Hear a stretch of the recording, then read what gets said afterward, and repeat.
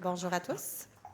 Merci aux organisateurs pour cette magnifique invitation. Félicitations MedTech et AgeWell for this wonderful initiative. I'm not going to go ahead and try to make my speech bilingual parce que ça fait tellement longtemps que je n'ai pas utilisé mon anglais que je vais me perdre dans mon texte. Fait que si vous me le permettez, je vais en rester à ce qui a été préparé. Donc, comme José l'a présenté, Nicolas Framery, directeur de la Corporation de développement économique de la MRC de Joliette, qui a vu l'initiative du Living Lab depuis ses tout débuts. Donc, très nerveuse, mais tout autant heureuse d'être parmi vous aujourd'hui afin de vous présenter le projet Living Lab Lanaudière, dont j'ai le bonheur d'assurer la direction. Puis comme Nicolas dit que j'utilise tout le temps trop de mots, je vais laisser la prochaine vidéo parler d'elle-même. Le Living Lab Lanaudière, c'est un projet qui veut transformer la région en zone d'expérimentation réelle où entreprises, start-up et acteurs de l'écosystème peuvent travailler ensemble à co-créer, expérimenter et innover les technologies de demain. On voulait essayer d'améliorer la sécurité des résidents. Ils sont arrivés avec un produit de base. Est-ce que c'est le produit seulement qui est dans la boîte ou bien on peut essayer de le faire évoluer, on peut essayer de l'adapter à notre organisation? Evie, c'est un assistant personnel qui rend l'appartement intelligent. Living Lab Lanaudière, le terrain de jeu de l'innovation. Très heureux, ça fonctionne. Les gens que vous avez vus dans la vidéo, Sébastien Busson et Luce Bordelot, qui sont présents aujourd'hui, ont été les premiers à lever la main pour réaliser des phases d'expérimentation en environnement réel. Et Evie, l'innovateur qui a collaboré sur ce projet-là, est aussi présent. Donc, très heureuse d'être à Montréal et de revoir tous ces gens-là. Pourquoi avoir lancé un projet? On souhaitait vraiment dérisquer l'innovation pour les entreprises établies que nous, on appelle des microlabs, en les mariant avec des startups innovantes qui créent des solutions novatrices pour répondre à des enjeux bien réels comme pénurie de main-d'œuvre, automatisation. Comme vous pouvez voir, les bénéfices sont très nombreux à de tels mariages technologiques. Le secteur manufacturier et l'agriculture s'est rapidement positionné comme étant prioritaire, mais la santé, l'enjeu du vieillissement de la population, ainsi que les gérontechnologies, dont Nicolas vous parlera plus tard, est aussi arrivé très tôt dans nos réflexions comme étant un secteur à prioriser. Il faut comprendre que sur le territoire de la MRC de Joliette, on a la ville de Saint-Charles-Borromée qui a actuellement un taux de vieillissement de population qui est comparable à celui dont tout le Québec aura dans 10 ans. La deuxième ville la plus vieillissante, c'est Joliette. Fait que quand on dit que le Living Lab, c'est le terrain de jeu de l'innovation, en matière de gérontologie, de vieillissement de population, on a un terrain très fertile. Donc, un processus de maillage, vous allez me dire, est-ce que c'est simple? Non, pas du tout. Les intervenants, depuis ce matin, vous disent à quel point c'est complexe de mettre autour d'un même enjeu plusieurs intervenants qui ont des enjeux différents.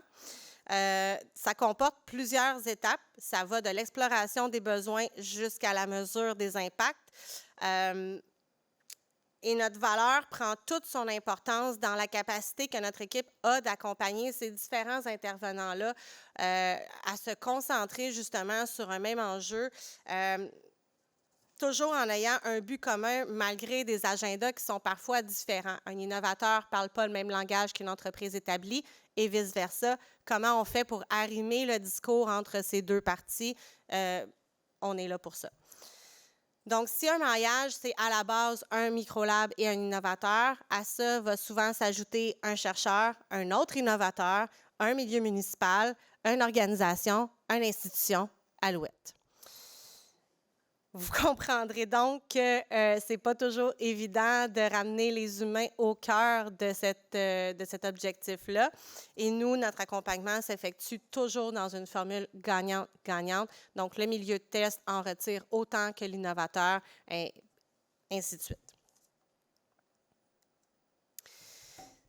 Donc, à la base, la mission du Living Lab visait principalement les entreprises établies sur le territoire. Donc, c'était un moyen d'aider ces entreprises-là ou organisations-là à accélérer un peu le retard technologique ou numérique qu'elles accusaient. Rapidement, les impacts positifs se sont tout autant fait sentir au niveau des startups innovatrices qu'on accompagnait. Et ces startups-là provenant de partout, by the way, Québec, Canada, international maintenant, même si nos zones de test sont partout dans la Lanaudière. On a donc développé en cours de route différents services qui se sont positionnés en amont et en aval du maillage pour accompagner encore mieux les startups, puis inévitablement par la bande les milieux preneurs.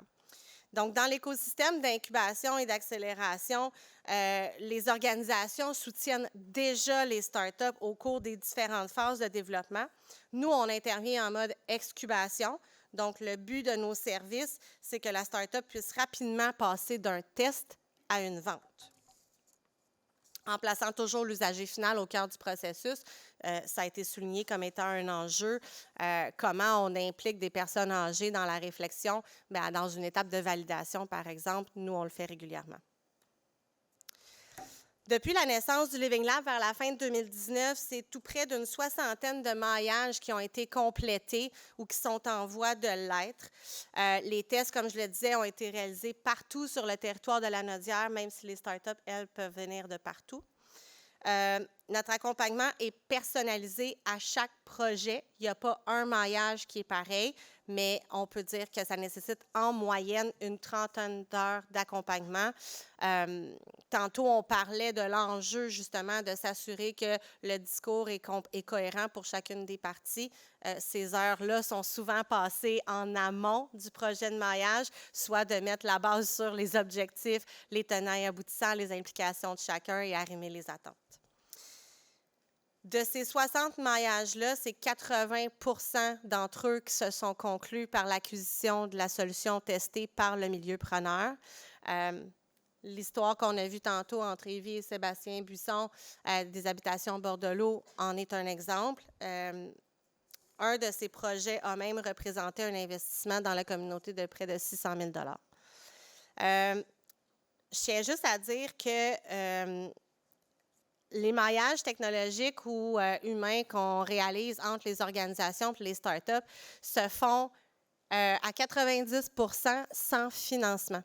Donc, les milieux preneurs acceptent de mettre à disposition des innovateurs leur temps, ressources, leurs installations, leurs équipements. Et en contrepartie, l'innovateur qui, lui, en retire beaucoup d'apprentissage, va fournir pour le milieu preneur la solution sans frais pendant la durée du maillage. Donc, un projet comme le nôtre, en amont d'une demande dans une initiative comme Envisage, ça ferait beaucoup de sens à mes yeux. Donc, notre écosystème, puis là, je m'excuse, j'ai remarqué une petite coquille plus tard. On voit plusieurs logos d'innovateurs avec qui on collabore. On a mentionné 2 fois Evie, c'est pas parce qu'on les aime plus, c'est vraiment une erreur de ma part. Le deuxième logo, on aurait dû voir Medoclock, qui est une solution présente ici comme kiosque. Chacune de ces startups-là a un mandat et un projet différent avec nous, puis a bénéficié ou bénéficiera d'un des services qui ont été développés.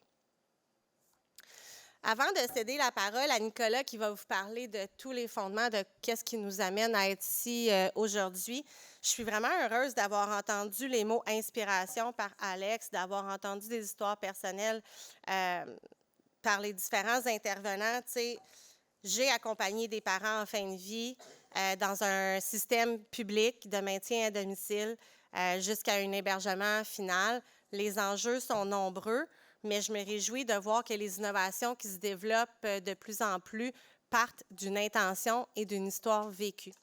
Donc, encore une fois, tout est dans tout et l'usager final est toujours au cœur des processus de développement de ces solutions-là. Puis j'espère que vous allez voir, avec ce que Nicolas va vous expliquer, que dans notre cas, ça va plus loin encore. Nicolas, la parole.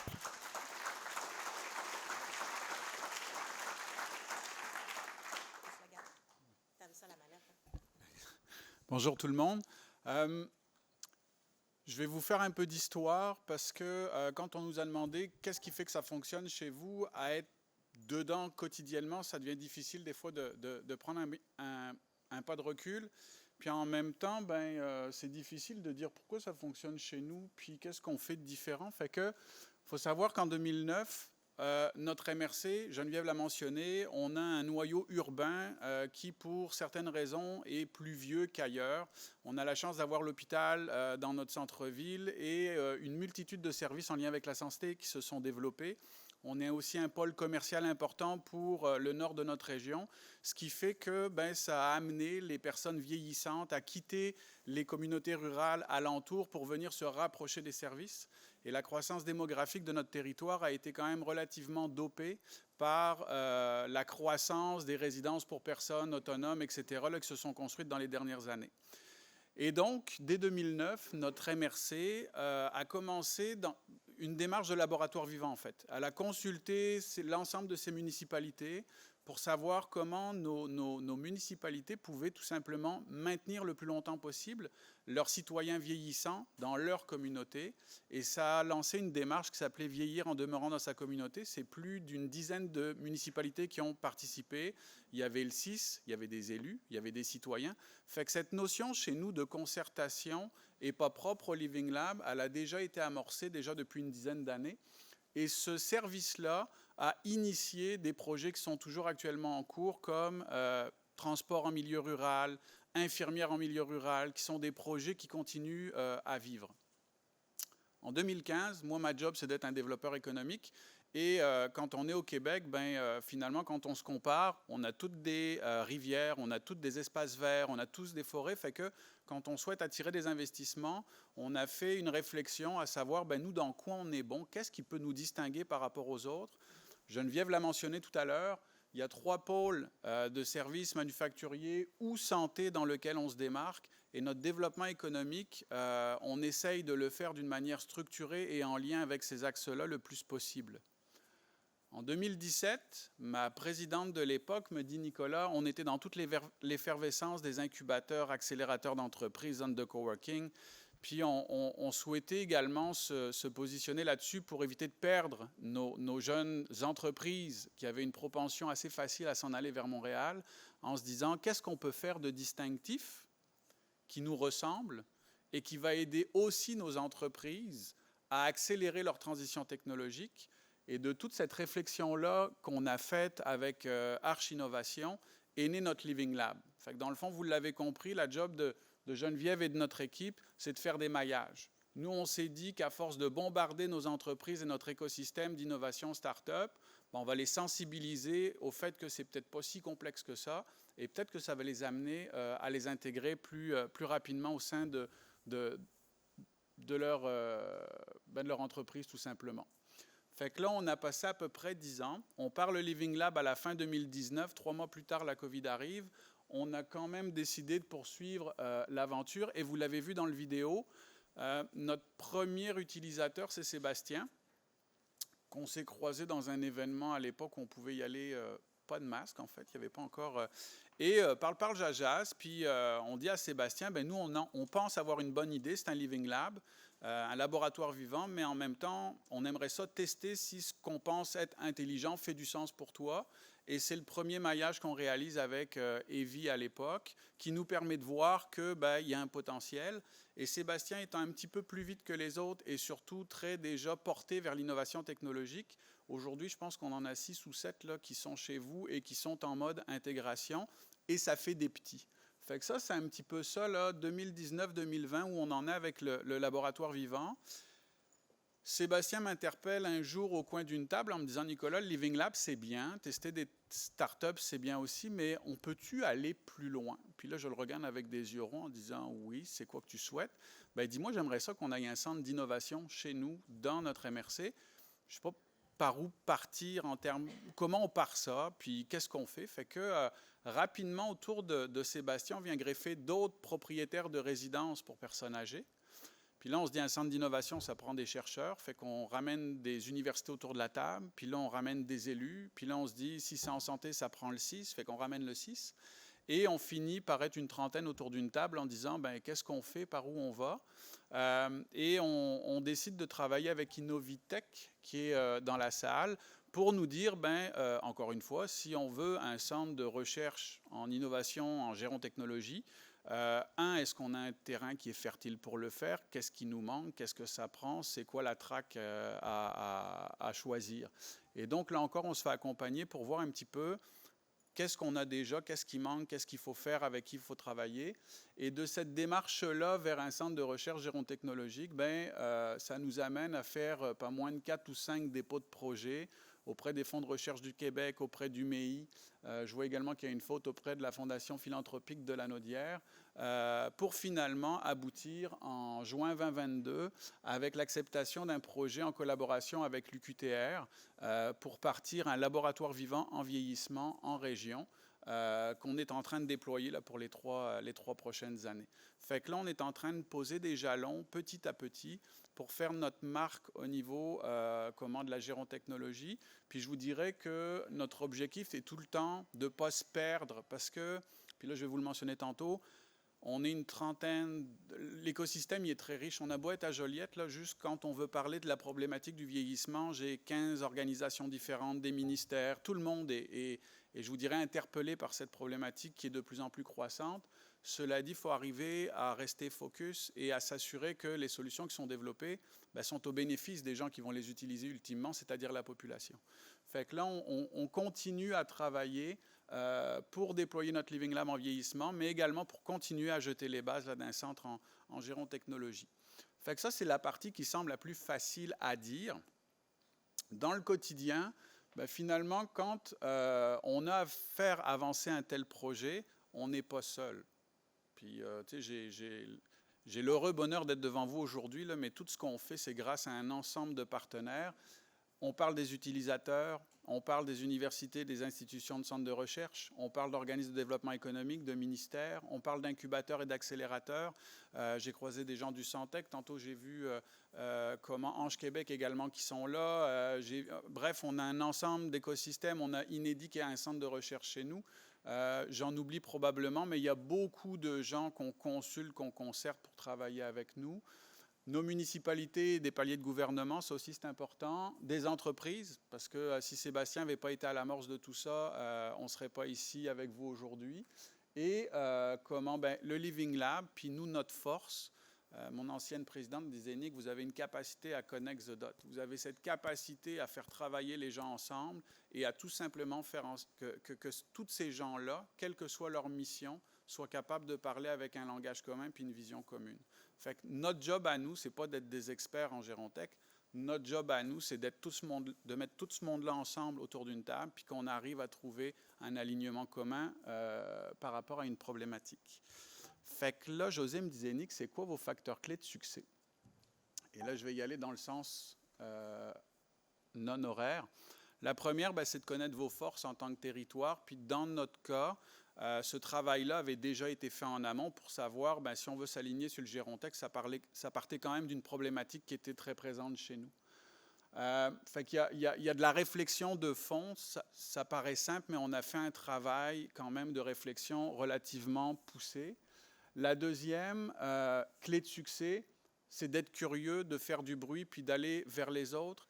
Et d'y aller très humblement. On n'a pas la prétention d'avoir révolutionné la planète, mais à chaque fois, quand on a décidé de s'aligner là-dessus, on va rencontrer des organisations. Qu'est-ce que vous faites? Comment vous intervenez? C'est quoi vos enjeux, vos préoccupations? Fait que bref, tranquillement, pas vite, on essaye de comprendre comment ça fonctionne et surtout comment ces gens-là pourraient travailler ensemble. Fait que soyez curieux. Et ce n'est pas tout le temps facile, parce que moi, je suis un développeur économique. Fait que des fois, de m'asseoir avec des organisations qui ne sont pas dans mon monde, qui n'ont pas les mêmes objectifs, ça prend une capacité à être vraiment à l'écoute de leurs préoccupations, de leurs enjeux. Quand on est 15 autour de la table qui venons d'une planète différente, ça fait juste amener des fois un brouhaha sur lequel il faut arriver à trouver un fil conducteur. Ça nous amène à apprendre à travailler ensemble. Et ce que je voulais dire d'important là-dessus, c'est que pour faire avancer des projets comme ça, puis ça s'est beaucoup dit auparavant, mais on a besoin de tout le monde. Donc, il y a une expression qui dit « seul on va plus vite, mais ensemble on va plus loin ». Ça, c'est le parfait exemple. On y va vraiment petit pas par petit pas. Notre objectif serait potentiellement d'avoir un centre de gérontechnologie, mais avant ça, comme on vous a dit, on a fait beaucoup de projets de maillage. On fait Je veux dire, on essaye d'y aller une bouchée à la fois dans le but de ne pas faire une indigestion. Et ça, apprendre à travailler ensemble, c'est beaucoup plus facile quand c'est des petits projets avec une date de début, une date de fin, plutôt que de vouloir se lancer dans des grandes démarches où vous allez pelleter fort et longtemps. Fait qu'avec des petits projets, on se rend compte que les gens commencent à se connaître. On apprend tranquillement, pas vite, à avancer. Puis plus ça va, plus les projets sont gros. Mais les gens, on dirait que cette notion de peur disparaît. Puis là, les gens ont du plaisir à travailler autour de la même table. Ça m'amène à l'autre point. Savoir collaborer et se concerter vers un but commun.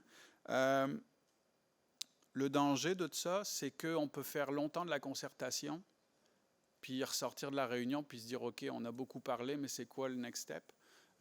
Fait que je vous dirais que collaborer, se concerter, ça demande du travail, puis ça va vous demander un porteur, ça va vous demander des leaders. Et ces gens-là vont être, entre guillemets, les gens qui vont avoir le devoir de s'assurer que ça continue à avancer. Dans le cas de ce qu'on a fait, on a pris ce rôle-là, même si quotidiennement, on s'appelle avec Sébastien ou avec d'autres personnes dans le but d'avancer. Il y a des fois où vous avez l'impression de reculer, puis c'est tout à fait normal. Ça veut peut-être dire qu'il y a des choses qui n'ont pas été dans le sens que vous souhaitiez, qui n'ont pas été compris. Fait qu'on prend beaucoup notre temps pour s'assurer que tout le monde avance au même rythme et qu'on soit capable, puis Geneviève l'a dit, que tout le monde s'y retrouve. Quand on travaille avec notre CIS, quand on travaille avec des privés, quand on travaille avec des citoyens, quand on travaille avec des organismes communautaires, tout le monde n'a pas la même mission, n'a pas les mêmes objectifs, fait qu'on s'assure qu'à chaque fois, tout le monde a cette capacité-là à s'y retrouver dans ce qu'on fait. Et le 5e point, c'est la synchronicité. Dans tout ce que l'on fait, il y a une part de chance, il y a une part de luck, d'être là à la bonne place au bon moment. Et ça m'est beaucoup ressorti dans les derniers temps, de dire, Nick, Christophe, vous êtes chanceux, on dirait que ça arrive. Oui, mais finalement, si tout ça est arrivé, c'est parce que tous les précédents éléments avaient été mis en place. Fait que la démarche de laboratoire vivant chez nous, peut-être que si le Living Lab a été capable de partir de manière aussi simple, c'est peut-être que notre MRC, sans le savoir, à déjà 9 ans, avait posé des petites graines pour faire en sorte que cette notion de concertation soit facilitée. Et là, on continue à avancer, fait que le Living Lab porte la démarche de réflexion pour notre centre de gérontechnologie. Et peut-être que ce bras-là va se détacher un jour ou l'autre. Fait qu'on en est là. On est encore à réfléchir et petit à petit, on avance. Donc, c'est l'exemple qu'on avait à vous donner. On est très heureux d'avoir été invité. On est très heureux aussi de voir le potentiel de collaboration avec des organisations comme Envisage. Puis en même temps, si vous souhaitez collaborer, si vous souhaitez avoir des questions, on était très transparent dans notre démarche parce qu'on pense que chaque milieu a cette capacité-là à faire ce qui a été fait chez nous. Fait que merci à vous.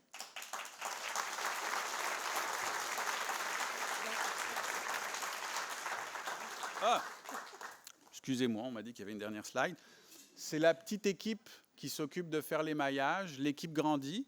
Et comme n'importe quelle entreprise, on a les mêmes défis de recrutement de personnel, puis d'arriver à gérer tout ce qu'on a eu dans les 2 dernières années. Cela dit, pour moi, cette acétate est non représentative de ce que nous sommes, parce que je devrais y ajouter l'ensemble des partenaires avec lesquels on travaille. Fait que le Living Lab, oui, c'est 4 personnes au quotidien, mais on a des gens comme Sébastien, on a des gens au CIS, on a des gens dans les municipalités, etc. Fait que c'est, en bout de ligne, c'est un ensemble d'acteurs de l'écosystème qui avancent ensemble de manière concertée. Fait que là, c'est la vraie fin. Merci.